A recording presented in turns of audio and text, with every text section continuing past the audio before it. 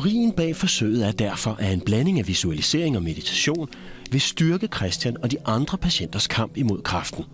Altså, det er jo ikke kun lægeren, der skal hjælpe en. Det er jo også en selv. Fordi jeg tror ikke på, at man bare kan læne sig tilbage og lade dem gøre for en. Så tror jeg slet ikke, behandlingen vil hjælpe. Jeg tror simpelthen, at man selv skal være med. Om det er medicinen eller visualiseringen eller kombinationen af de to, der har hjulpet, er ikke afklaret endnu.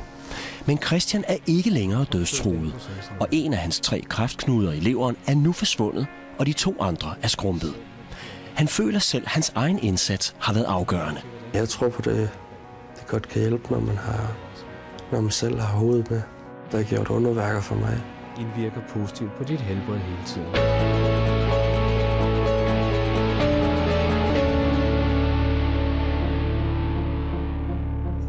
De 8 uger er nu gået for deltagerne i meditationsforsøget. Har de kun 10 minutters meditation om dagen gjort nogen som helst målbar forskel? Jeg er vildt overrasket over, at der er sket så meget, og at det har så store positive konsekvenser så hurtigt. Maja er blevet meget mindre hidsig og bedre til at klare pressede situationer. Mindfulness har hjulpet på den måde, at jeg ikke er i min følelsesvold lige så meget, at jeg reagerer på en langt mere hensigtsfuld måde. Der er ingen tvivl om, at de sidste par måneder har været væsentligt mere afslappet herhjemme. Så er du blevet lettere snakken? Maja har helt sikkert været væsentligt gladere på det sidste, end hun har været tidligere. Generelt har jeg en følelse af, at jeg ikke er lige så stressbar. Og Maja er ikke den eneste. Så har vi jo så analyseret resultaterne, og de er faktisk meget positive. Ph.D.-studerende Christian Gaden Jensen fra Rigshospitalet har sammenlignet stressniveauet før og efter meditationsperioden for alle 41 deltagere i forsøget. Selvopfattet stress er faldet signifikant i gruppen, som har fået kurset, på trods af, at folk faktisk kun har brugt i gennemsnit 55 minutter om ugen. Til sammenligning viste en gruppe, der ikke havde mediteret, ingen signifikant forskel på stressniveauet. De 8 uger har været nok til, at der har sket sådan et stort skift i min væremåde og min tankemåde og i mit følelsesliv, som jeg tror er noget varigt.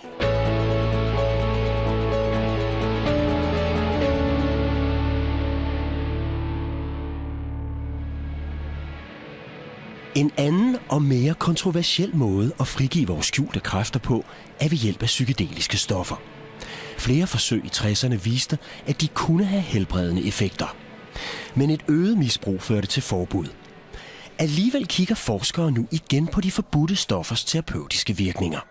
Og en af dem, der er med i et epokegørende forsøg, er Michael Bledsoe.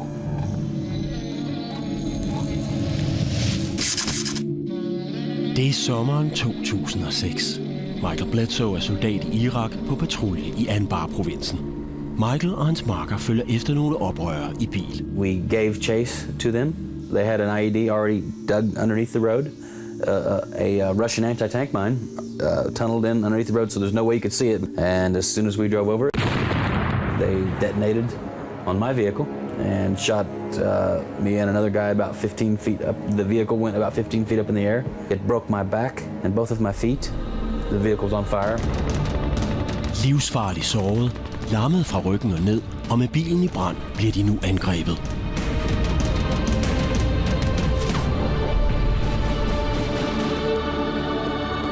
I was the passenger right here.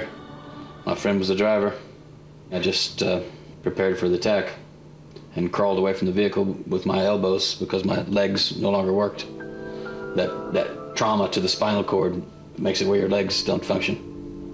So all I could do is just drag my legs behind me. Michael overlever med nød og næppe, fordi der kommer forstærkning.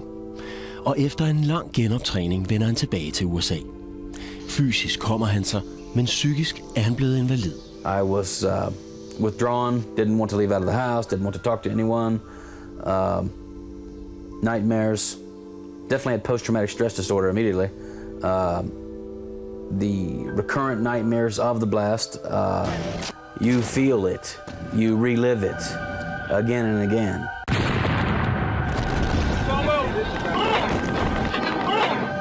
It's pretty much fear, extreme fear, that one feels when he relives those things. Michael bliver behandlet med psykoterapi, men der er intet, der hjælper.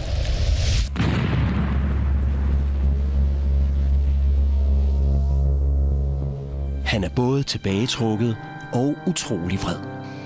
I really did want to get back and kill some insurgents after that. I couldn't make a living anymore. Nightmares.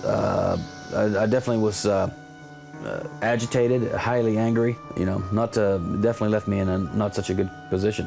I was really suffering. PTSD, eller posttraumatisk stresssyndrom, blev første gang opdaget hos soldater efter Vietnamkrigen. Teorien er, at PTSD opstår, fordi et chok er så voldsomt, at det er svært at bearbejde. Det gemmer sig et sted i hjernen, og hver gang noget minder en om det, så aktiveres chokket, der sendes signaler til angstcentret, og hele kroppen genoplever traumet.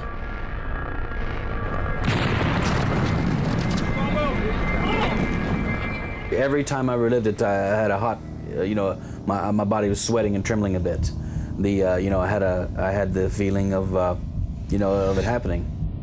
Noget af det, der fremkalder traumet hos Michael, er skrald på vejen. What you look for in a rock is pieces of trash on the road. Maybe a cup like this with a wire here and a wire here.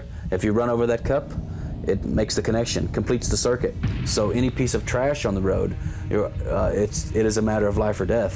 When you come back to America and you hit the roads, it is amazing how you are still in that pattern and you still will notice any little piece of disturbance, especially on the road, but even disturbance oil off to the side of the road.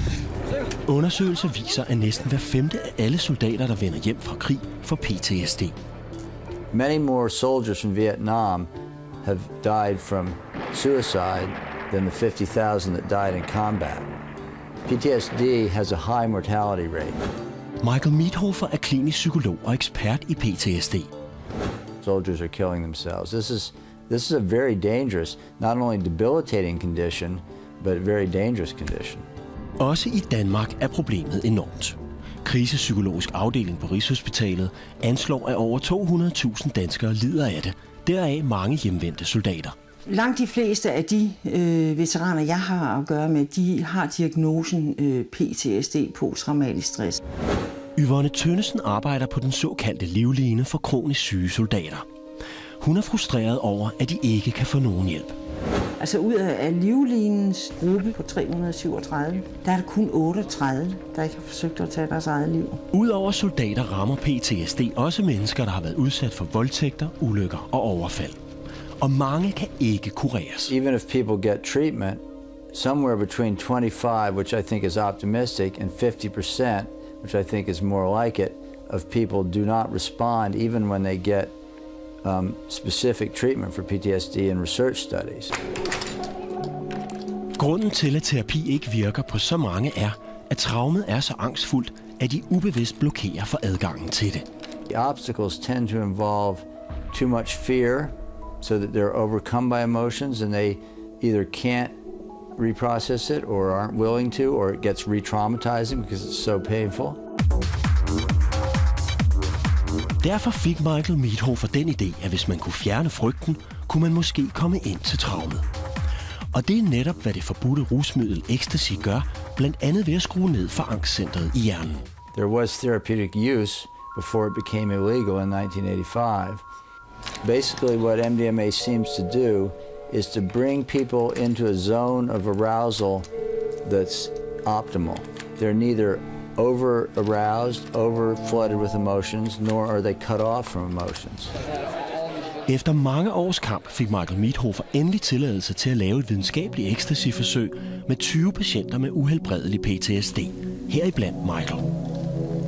The ecstasy was taken in basically in their room, in a room at his office with a library and a kind of a small bed that you could lay back on, and you wear a mask over your eyes, partially to shut out the external world, so you can focus on interior thoughts and emotions. Da ecstasyen begynder at virke, forsvinder Michaels frygt, og terapeuterne beder ham om at vende tilbage til ulykken. Og pludselig er Michael i stand til at åbne for hukommelsen og gå derind, hvor traumet gemmer sig. As soon as you take the ecstasy, you're calmly able to revisit the exact scenario when it happened, whereas the mind would be quite avoidant. You really don't want to go back there to right when you got blown up and right when everyone is screaming and right when everyone is shooting. It allows you to calmly and objectively go back to that scene, relive it, analyze it. I had an incredible urge to speak a lot. A lot of things came up and came out and felt very calm and felt good. I think it allows the mind to re-sift through it without the feeling of the horrid fear emotion. You know, really I was crying, and a lot of it was the realization that I should be very happy that I am in one piece and that I am alive. Ved at genopleve traumet med positive følelser, kan den forreste del af hjernen bearbejde det. Når det er sket, aktiveres traumacentret ikke længere negativt, og man kan tænke på oplevelsen uden at genopleve den. People can have a few hours in that zone. They can make tremendous therapy and progress in therapy. Alle Michael Bledsoes PTSD-symptomer forsvandt efter den første af i alt 3 terapisessioner med ecstasy. Really, after the first session, I was just back on top of the world. You know, I was out the next day, taking a walk, noticing the birds, talking to the girls. You know, just the extroversion. The nightmares totally ceased. I did not have another nightmare after that. It was as if the demon was released. You know. Og sådan gik det også de fleste andre deltagere i forsøget. 16 ud af 20 deltagere havde ikke længere nogen symptomer på kronisk PTSD. Og de fleste er stadig raske 3,5 år efter forsøget. We had very encouraging results. In the MDMA group, we had a very dramatic drop in symptoms, and most of the people in the MDMA group no longer met criteria for PTSD. I absolutely think this treatment can save lives. Several people in our study told us that they don't think they'd be alive now if they hadn't had this. After having lots of other therapy, they were kind of at the end of their ropes. David Eritsø er en af Danmarks førende forskere inden for ecstasy. Han mener, at Michael Miethofers forsøg er opsigtsvækkende. Det ser egentlig meget fornuftigt ud, og det ser faktisk også ud som om, det har en terapeutisk effekt, der er værd at bide mærke i. Oprindeligt blev ecstasy forbudt, fordi man mistænkte, at det skadede hjernen. Men på baggrund af nyere forskning tror David Eritsø ikke, at kortvarig anvendelse af ecstasy i terapi kan skade hjernen. Det ser ud som om, at det kan tages under kontrolleret forhold,